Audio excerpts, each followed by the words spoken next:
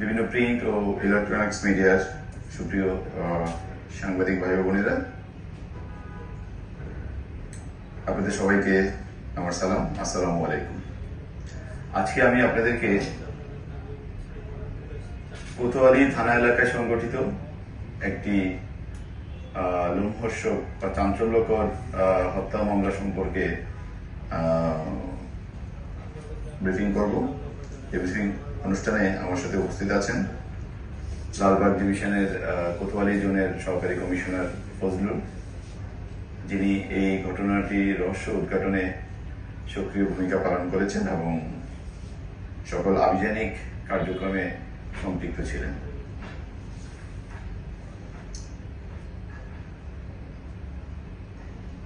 ঘটনাটির সূত্রপাত হয় 6 ডিসেম্বর সকাল 8টার দিকে।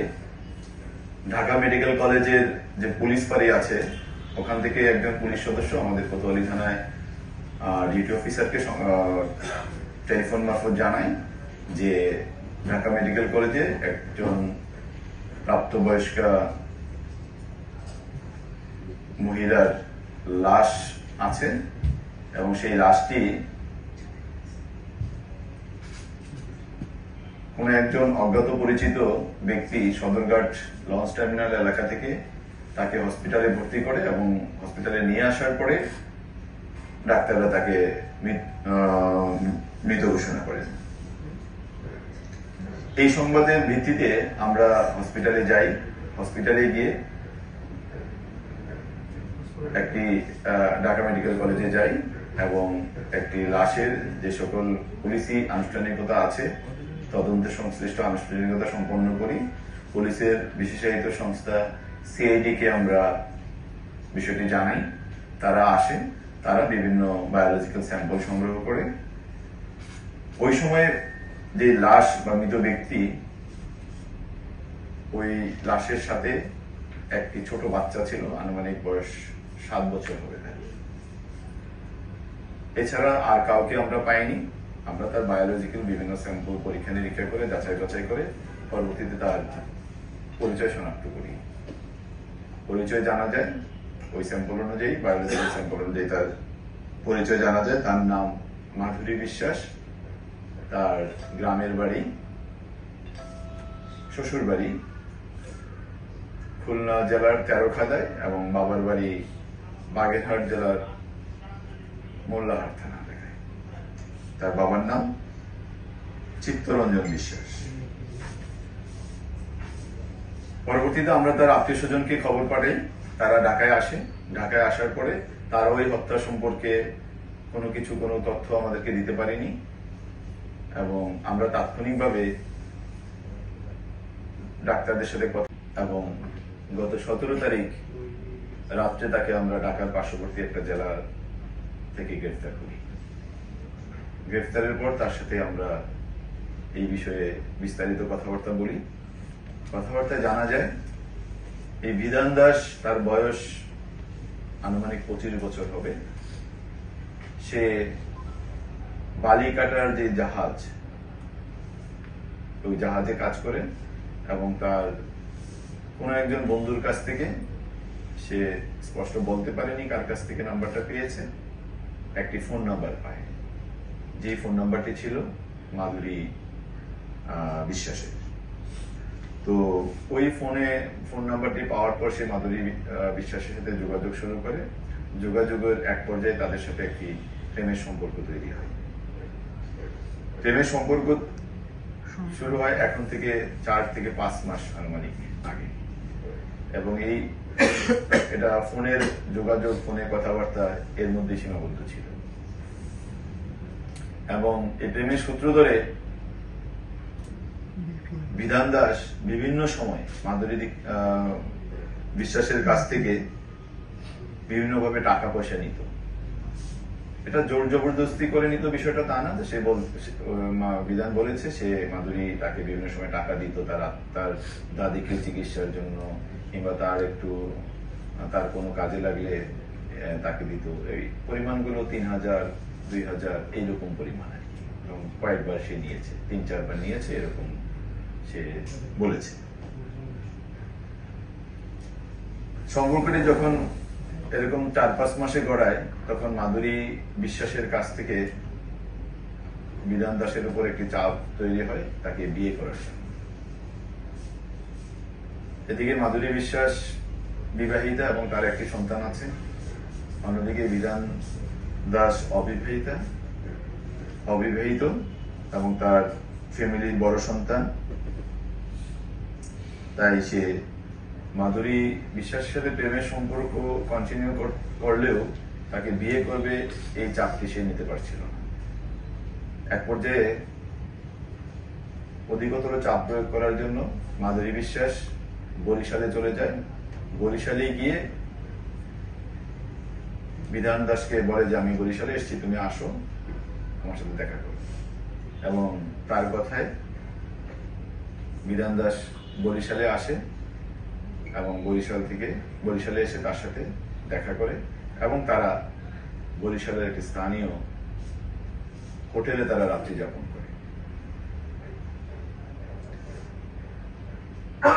এটা হলো একসাথে অজ্ঞাত ব্যক্তি শ্রেষ্ঠা এবং দুজনকে, মা মেয়ে দুজনকে টার্মিনাল থেকে নিয়ে গিয়েছিল। তাহলে হাসপাতাল কর্তৃপক্ষ কিভাবে একজন অসুস্থ 7 বছরের মেয়েকে তাদের সাথে যেতে দিলেন, এই বিষয়ে আপনারা হাসপাতাল কর্তৃপক্ষ না, এটা আমরা তখন তার যে অসুস্থতার যে ধরনটা ছিল, আত্মীয় স্বজন তাকে এক ধরনের ইয়ে করে নিয়ে গিয়েছে তাদেরকে, এটা আমরা যতটা জানতে পেরেছি। আরেকটা বিষয় হলো যে বলছেন মেয়ের মা সহ একই ছিল, শারীরিক সম্পর্ক হয়েছে। সেক্ষেত্রে যেহেতু মেয়ের 7 বছর বয়স, তার সাথে কি এই ধরনের কোনো ঘটনা ঘটেছে? না, এই ধরনের কোনো কিছু আমরা জানতে পারিনি এবং বিধানকে আমরা এই বিষয়ে বারবার জিজ্ঞাসা করেছি। সেও এই বিষয়ে তাকে এবং শ্রেষ্ঠাকে সে অনেকটা আদর করত বা বাবা মেয়ে এই 4-5 মাসে তাদের মধ্যে এরকম সে কিছু কথাবার্তা আমাদেরকে বলেছে যে সে তাকে মেয়ের মতোই দেখতো এবং এই বিষয়ে সে কোনো কিছু আমাদেরকে বলেনি বা জানা যায়নি। মেয়েটার বাবা আসলে বেঁচে আছে কিনা, এখন বর্তমানে তার ভূমিকা কি বা পরিচয় কি? মেয়ের সাথে, মাধুরীর সাথে তার হাজবেন্ডের সম্পর্ক কিন্তু এখনো আছে, তারা হাজবেন্ড ওয়াইফ সম্পর্ক এখনো আছে এবং তারা সর্বশেষ যে 28 তারিখে থেকে খুলনা থেকে তার বাবার বাড়ির উদ্দেশ্যে গেল, তখন কিন্তু তার হাজবেন্ডের বাড়ি থেকেই সে রওনা দিয়েছে মেয়েকে নিয়ে সে রওনা দিয়েছে বাবার বাড়িতে যাবে বলে।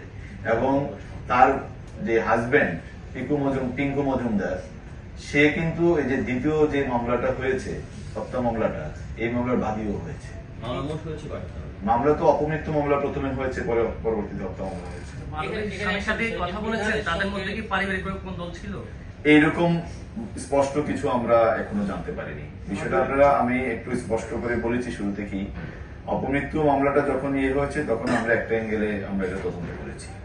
এখন এটা হত্যা মামলা, তখন আমরা এই বিষয়ে এখন আমরা অনেক কিছু আরেকটু। স্বামীর প্রতিক্রিয়া, তাদের মধ্যে তেমন কোনো কিছু জানা যায়নি। স্বামীর তাৎক্ষণিক প্রতিক্রিয়া যেটা বলেছে, না আমাদের সাথে এমন কোনো কিছু ছিল না যেটা সে চলে যেতে পারে বা এরকম কিছু ছিল না। বিধানের সঙ্গে যে প্রেমের সম্পর্ক গড়ে উঠেছিল, তার হাতে কে জানতো? এটা সে আমাদেরকে কিছু সে জানতো। এবং এটা হলো ইন্টারেস্টিং, আমি তো বলেছি আমার ব্রিফিং এ যে সে যখন খুলনা থেকে বরিশাল চলে যাবে তো বাগেরহাটে, সে না যে বরিশাল চলে যায়, তখন তার যে রেগুলার ফোন নাম্বার, সেই ফোনটাও সে বন্ধ রেখেছিল, অন্য আরেকটা ফোন ইউজ করেছিল। আরেকটি বিষয় যদি একটু জানতে চাই, সেটা হলো যে মেয়ের বয়স তো 7 বছর ছিল, সে অনেক কিছুই বুঝতে। সেক্ষেত্রে যখন হাসপাতাল থেকে পরিবার তাকে লাশের সঙ্গে নিয়ে গিয়েছে, তখন তার সাথে কি কথা বলেছে? তার গ্যাসের সমস্যা দূর হবে। তখন মাধুরী বিশ্বাস নিজেও খায় এবং তার মেয়েকেও ওই পানিটি পান করায়, কীটনাশক মিশ্রিত পানিটি। বিধান দাসের কথা মতে এই ঔষধ খাওয়ার পর তাদের মধ্যে কিছু শারীরিক প্রতিক্রিয়া শুরু হয়, তারা লঞ্চে একাধিকবার বমি করে এবং কিছুটা অসুস্থ হয়ে পড়ে। এবং এই অবস্থায় তারা ভোর 5টার দিকে সদরঘাটে আসে এবং সদরঘাটের লঞ্চ থেকে তারা একসাথে নেমে ঘাটে অবস্থান করে এবং তাদের জন্য খাবার এবং ঔষধ এই জাতীয় কিছু আনবে কথা বলে বিধান দাস ওখান থেকে চলে যায়।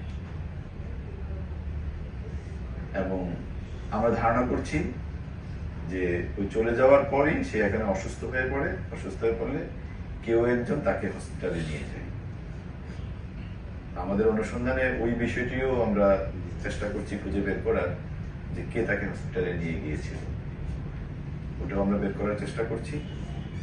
এবং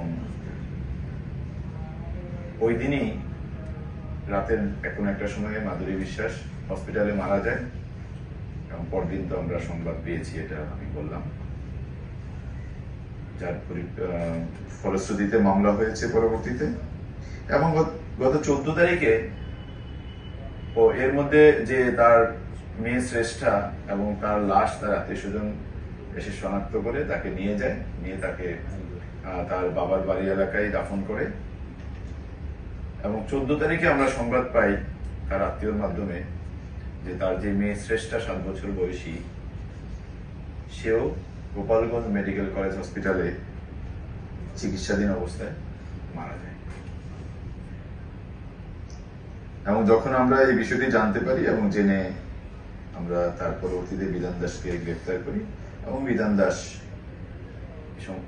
আমি এতক্ষণ যা বললাম আসলে এটা বিধান দাসেরই জবানবন্দি। তো এই প্রেক্ষিতে আমাদের কোতোয়ালি থানায় একটি নিয়মিত মামলা রুজু হয়েছে, এবং আমরা এই হত্যা মামলা রুজু হয়েছে, এবং হত্যা মামলাটি আমরা এখন তদন্ত করছি। এবং বিধান দাস এই মুহূর্তে জেলহাজতে আছে। আমাদের পক্ষ থেকে এই বিষয়ে যদি আপনাদের কিছু বিধান দাসের পরিচয়